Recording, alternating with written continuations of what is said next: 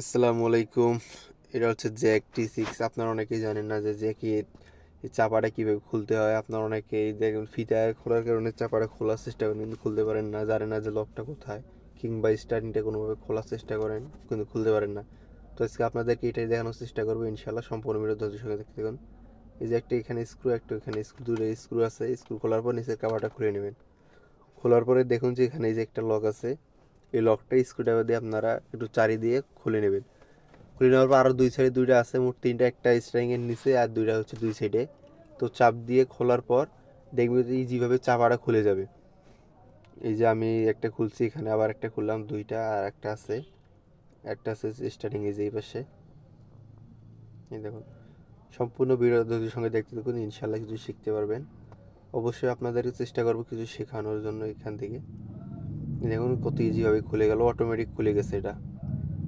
তো কেউ ভিডিওর মাধ্যমে যদি কারোর যদি উপকার হয়ে যায় তাহলে অবশ্যই এটা লাইক করবেন, ছোট্ট করে একটা কমেন্ট করে দেবেন, আর আমার পেজটাকে ফলো করে রেখে দেবেন।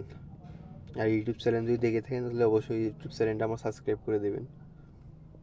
এই যখন আমি চাপার এই যে ইয়েটা খুলবো, ইয়ার ব্যাগেজ একটা খুলে দিলাম, দেখেন কত ইজিভাবে খুলে গেল।